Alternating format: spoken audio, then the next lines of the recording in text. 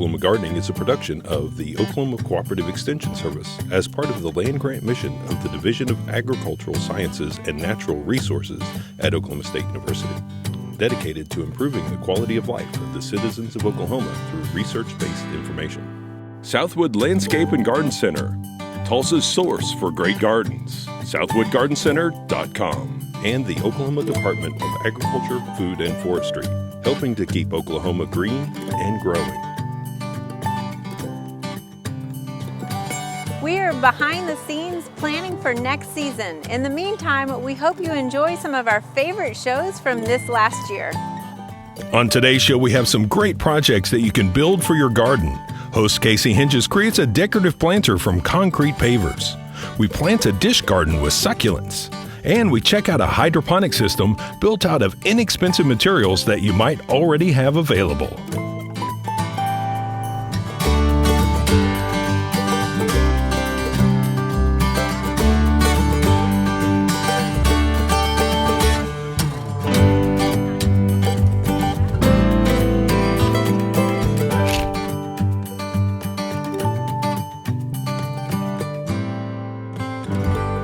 Now that we've given it a little time, our glue has cured, and so we've already flipped it over, so now we have a solid bottom in this paver pot. And at this point, we're ready to plant. I do want to mention first, though, if you're concerned about the drainage, because the bottom paver basically covers the whole bottom area, concrete is porous, so we're going to lose some of the water out the sides. Plus, our glue caulking has holes in it as well, so we're going to lose some water out the sides also. But if you are concerned and you're planting something that maybe needs a little bit more drainage, you can actually offset that bottom paver to allow for more pore space that will allow more drainage. Anytime you're planting a container, you want to make sure to use fresh potting soil and not topsoil. Topsoil tends to be too heavy and not drain as well as potting soil, which is a little bit lighter of a mix. Fresh potting soil will ensure that you don't have any diseases that you might be harboring from the previous season. So that's why we always encourage people to go out and get fresh potting soil and put that old potting soil in your compost pile. So now that we're ready to start planting, we're going to add some potting soil in here. You always want to think about what plants you're going to use in your container. And when you're doing this, where is your container going to go in the garden? Will it be going in the sunny garden, or will it be going in a shady location? This is important because you want to make sure to choose plants that like the same environment. You don't want to put a sun plant next to a shade plant because one of those is not going to survive. Also, you want to think about the water requirements for the plants that you choose. You want to make sure to get plants that need the same amount of water because, again, as you water it, one of them will live, but the other one won't. Here we've chosen a few different plants. When you're getting your plants, another thing you've probably heard about is getting a thriller, a spiller, and a filler. For our thriller, we've got this New Zealand flax that we're going to use. Ornamental grasses make a great thriller. It's something that's usually larger and helps kind of balance out the size of the pot.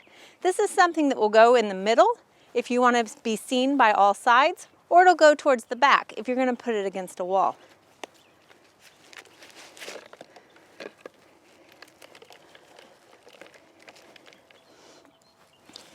Now for our spiller, we want something that's going to kind of weep and trail over the container. So here we've got a petunia, and this one we're going to add to the front of our container here. And so you can see as that grows through the season, it's just going to drape over the front and soften those edges. Then finally we need our filler. And for our filler we're using pentas, which are a great butterfly plant. You can see in this particular container we've kind of played with the pinks and the purple color hues. So this penta, you always want to make sure to tease those roots a little bit. We're going to put one on each side here.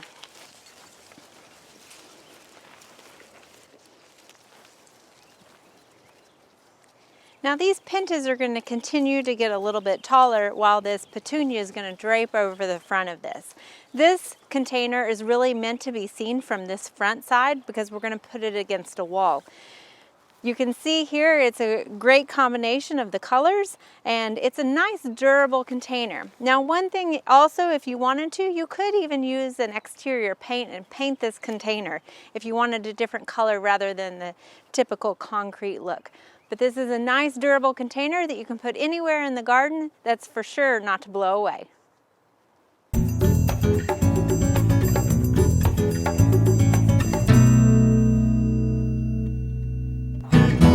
You've probably seen those succulent dish gardens available for sale, and today we're going to show you how easy it is to make one yourself. They make great centerpieces for tables and great decorations for your outdoor patio, and they're pretty simple to put together. What you're going to need is some sort of container and then also some succulent plant material, obviously.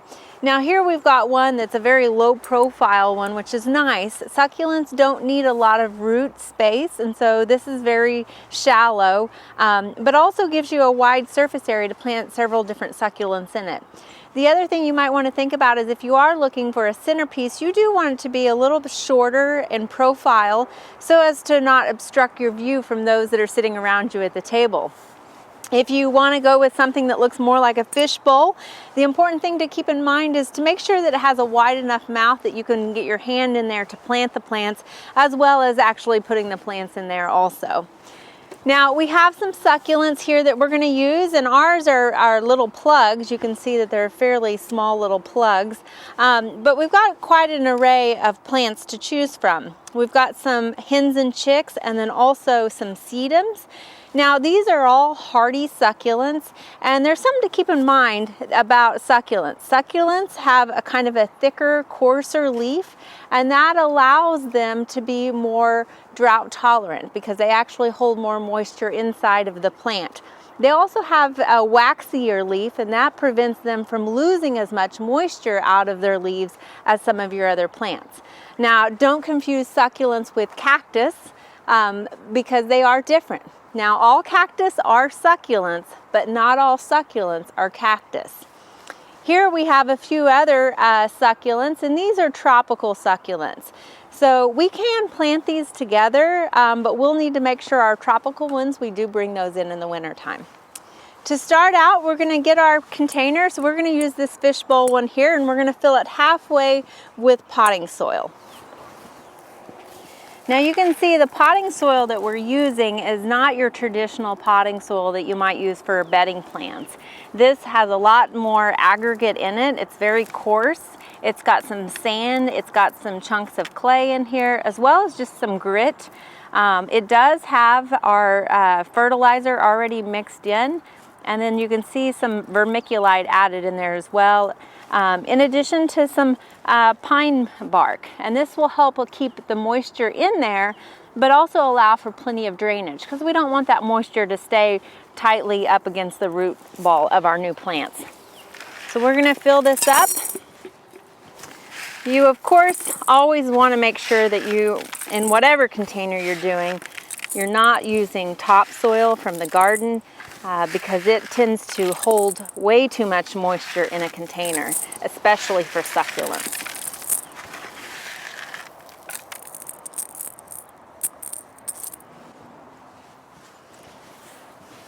Now that we have our container about half filled with this potting media, we're going to select the plants that we want to use. And like I said, ours are plugs here because we're working with a smaller container. A lot of these do come in 2-inch or 4-inch containers that might be more ideal, especially if you're planting a larger container. Now, this is when you have to tap into your inner artist and you get to choose, different things that you want to look for. If you wanted to go with kind of an all burgundy color, you could choose all the burgundy ones. If you wanted to go with something that has a similar texture and pattern, you could maybe use all the different various hens and chicks in this. Or if you wanted to go with something taller, you could put one of these taller ones in the center. So you can kind of play with it. I'm going to try with some of these different burgundy ones. Now, an important thing to keep in mind whenever you're pulling something out of a container that it's been growing in, you want to make sure to kind of tease those roots a little bit because they tend to get a little tangled up and bound up in there. And you can see how tightly bound these little plugs are. So we're just going to pull the bottoms off of them. And what that will do is allow those roots to start growing out into their surrounding space. So we're going to play a little bit with this.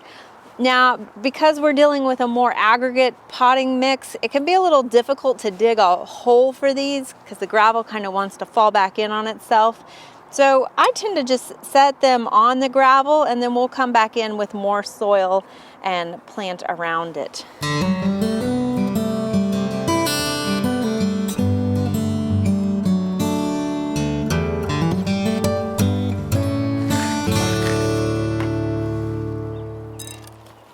So we're just going to add a little soil around each of these, trying not to bury the plant, but we do want to make sure that we're burying the root ball. Sometimes a kitchen spoon or a plastic spoon kind of comes in handy to maneuver that soil around those root balls. You don't want to plant these too close to the side of the container. You want to make sure they have a couple of inches between each one of them, so that they'll have room to grow.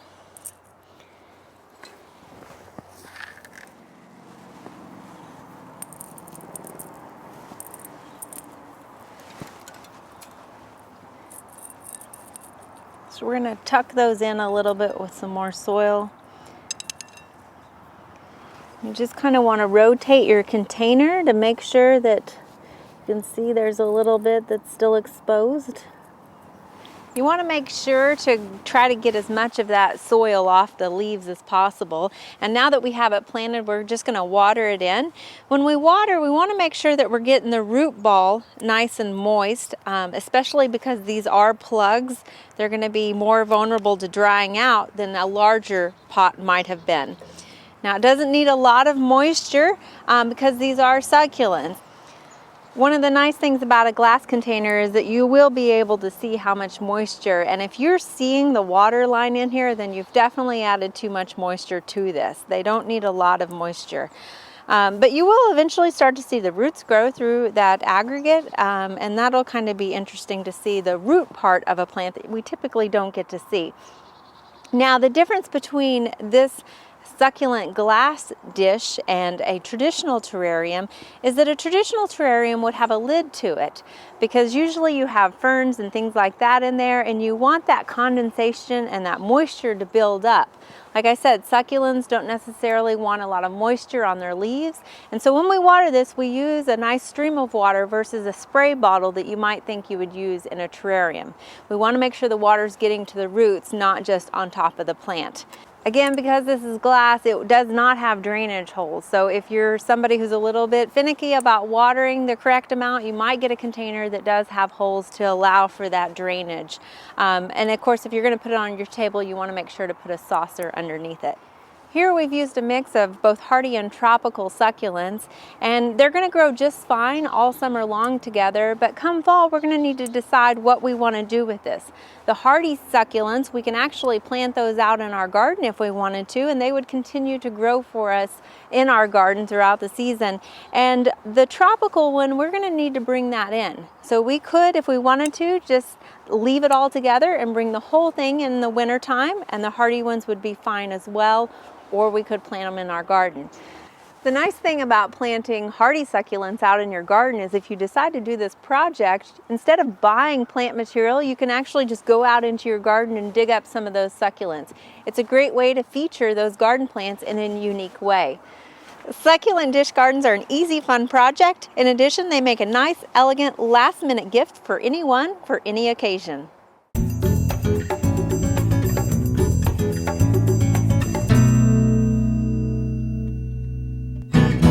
Last season we did several segments on hydroponics, and we had a lot of interest, and today we're going to look at a very small scale hydroponic system that you can do in your own home, or in this particular case in a classroom. Joining me today is Dr. Shelley Mitchell, and she is an extension specialist here in the horticulture department, but she works a lot with the youth development and 4-H and teachers, and so you've come up with a clever way to do this for classrooms also. Can you tell us what we've got set up here? Well, I wanted to do hydroponics because a lot of teachers want to grow stuff in the classroom, but they can't usually grow it too well outside because the growing season, of course, is in the middle between school years. And so keeping it inside would prevent a lot of the bugs, and also it would be right there, so it'd be quick to get to the actual area of teaching. All right, so I set up some hydroponics because you can grow stuff like herbs, you know, basil, cilantro, stuff like that, in them pretty easily. So I wanted to show that it doesn't take a highly technical system to grow in the classroom. So I bought one online. This is like an $80 setup. So this is a kit, and This it is a comes kit. with all the supplies. Yep, it comes with everything you see here. Okay, so a teacher could buy that if they wanted to spend $80. Yeah. Or Or this, a lot of classrooms have old aquariums, and a lot of times they're just sitting around, nothing's really growing in them, or they're not using them for fish or whatever.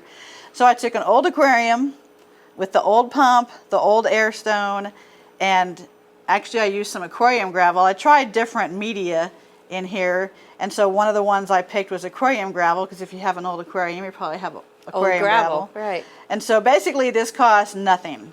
Okay, so this is just made off of old aquarium supplies. Old aquarium supplies, and this is a piece of styrofoam out of a package I got, and then I just cut holes in it, and these are just little cups that you would drink out of. Oh yeah. All right, so I poked holes in the bottom, and then they're floating in that.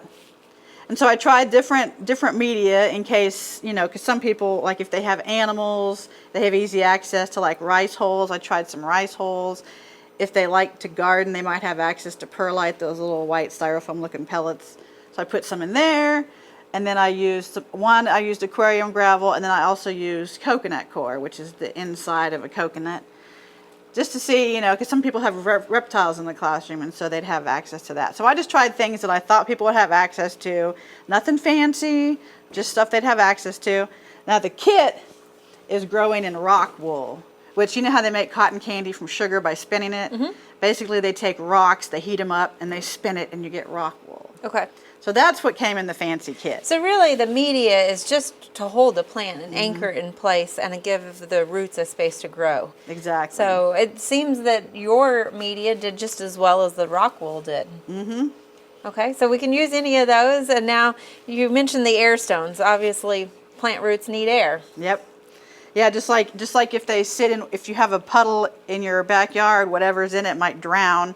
Same thing here. So they can be in water, they just have to have air added. So that's what the air stones are doing. Okay. The first time I did this, I just put them in water, and they didn't grow very big. And so then I did a little bit of research by looking at some fact sheets that OSU had produced, and I realized there's two things you got to think about. You got to think about the pH of the water, and you got to think about how much fertilizer do you add. Okay. So how do we determine that? Well, the pH of the tap water that I took using one of these little, you can get these little, they're little pH and EC meters. You can get them online, you can get them at garden centers. And basically it's set on pH. So I just stick it in the water, and the pH, according to the fact sheet here, this is basil that we're growing. So according to this fact sheet, basil needs 5.5 to 6 for a pH. Okay. So Now, we're right there. if it needed to be adjusted, they make stuff called pH down, and it's like phosphoric acid to help lower the pH.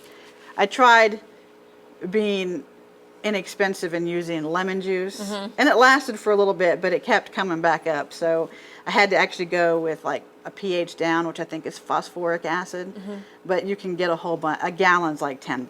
So really a hydroponic system is kind of like a swimming pool or Yeah. a water garden where you've got to regulate some of the pH and also the amount of salt and fertilizer that might be in there. Well, now the amount of salt which is in the fertilizer is known as electrical conductivity. And I'm just going to switch this. We measure this one, measures it in microsiemens. Okay. All right. And so according to this, in millisiemens, basil needs 1 to 1.6. So I'll put it in here, and it's at 1742. So millisiemens, that would be like 1.7. So it's a little bit high. Okay. Now what I can do to reduce that is just add water. Because that'll dilute the amount of Yeah. fertilizer that's in there. I can just add water, and if it gets too low, then I can just add more fertilizer. And with an aquarium, we've got plenty of room to work with, so I'm not worried about that too much. Now this might sound a little technical, but with all of this EC, pH stuff, but really you just need to monitor your two numbers, and you're doing that with that little meter right there. Yeah, it just takes a couple minutes a day. And why would a teacher want to do this in a classroom? What really is the benefits for the students to learn about? Well, one, a lot of kids have no idea where their food comes from. So there's a bunch of agricultural illiteracy. And I mean, I've had kids come up to me and look at beans and go, hey, those are pretty rocks. I mean, seriously, they don't know where their food comes from. So they can eat these. They could make a little pesto in the classroom. And also, when you teach plant science, you got to have some plants to look at, so you can monitor like how much water they're breathing out. You can monitor how much photosynthesis is going on. And if you're teaching little kids, you can just see, look, we plant seeds and they grow. Because I just started these with seeds. And even if your classroom doesn't have a window, you've got some grow lights above it that you can easily buy at some of the big box stores and things like that. Exactly. I've had a lot of teachers say they want to use plants or gardens in the classroom, but they don't have the space, which just doesn't take up much. They don't have the money, which is why I tried to keep it cheap. They don't have the time, so if it's right in the classroom, you don't have to have travel time to the garden, and you can also grow it year-round, so you're not trying to get out there in March and try to get something to grow before school year ends. So one last thing, where could a teacher go for more resource? This fact sheet, and you mentioned? Yeah, that fact sheet's a good start, and then of course, you can look up stuff online if you want to. You can buy those ready-made kits. But really, if you just monitor the pH and the EC according to what the fact sheet says, depending on your crop, I mean, if I can do it, because I don't have that much of a green thumb, so if I can do it, anybody can do it. Excellent. Thank you for sharing with us, Shelley. You're welcome.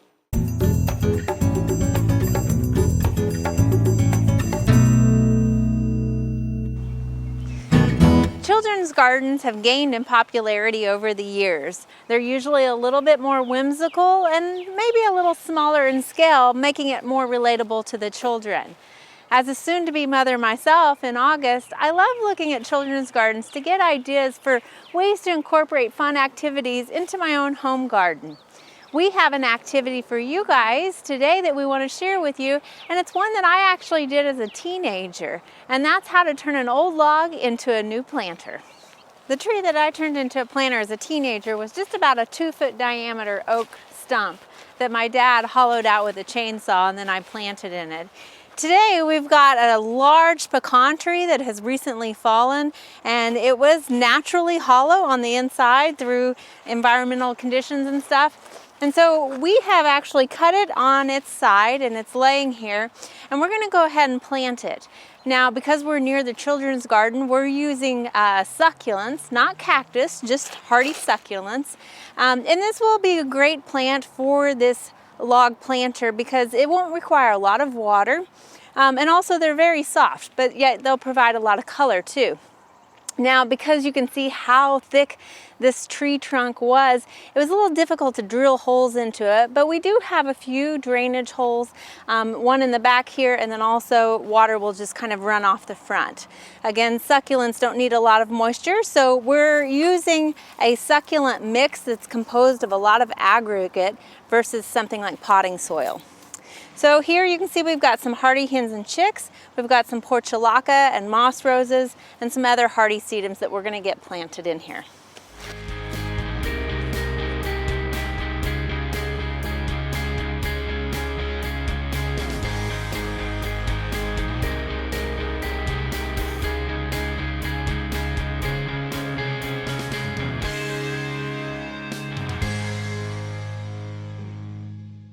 The nice thing about succulents is they're pretty shallow rooted, and a lot of times this might look like a large log, but there are some, you can see right here, there's actually some of that tree.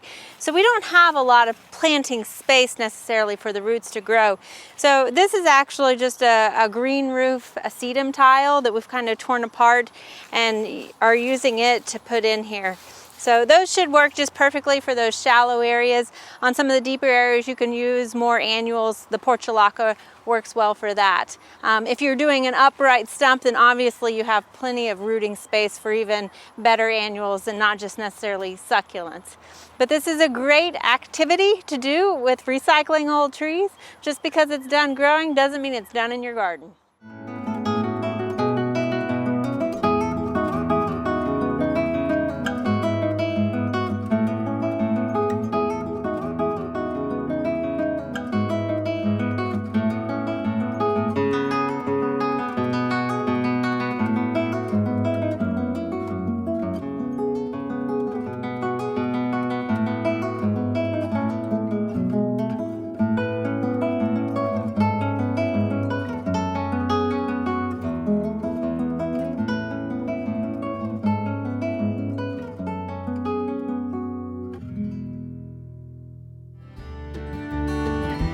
There are lots of great horticultural events this time of year. Be sure and consider these activities when you're making your plans for the weeks ahead.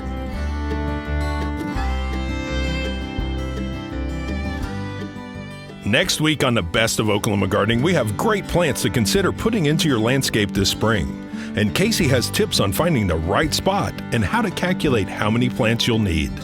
Join us then for more TV You'll Grow to Love. To find out more information about show topics, as well as recipes, videos, articles, fact sheets, and other resources, including a directory of local extension offices, be sure and visit our website, oklahomagardening.okstate.edu. And we always have great information, answers to questions, photos, and gardening discussions on your favorite social media as well. Join in on Facebook, Twitter, and Instagram. You can find this entire show and other recent shows, as well as individual segments on our Oklahoma Gardening YouTube channel. And tune in to our OK Gardening Classics YouTube channel to watch segments from previous hosts. Oklahoma Gardening is produced by the Oklahoma Cooperative Extension Service as part of the Division of Agricultural Sciences and Natural Resources at Oklahoma State University. The Botanic Garden at OSU is home to our studio gardens, and we encourage you to come visit this beautiful Stillwater jewel. We wish to thank our generous underwriters, Southwood Landscape and Garden Center, and the Oklahoma Department of Agriculture, Food, and Forestry. Additional support is provided by Pond Pro Shops, Greenleaf Nursery and the Garden Debut Plants, and the Oklahoma Horticultural Society.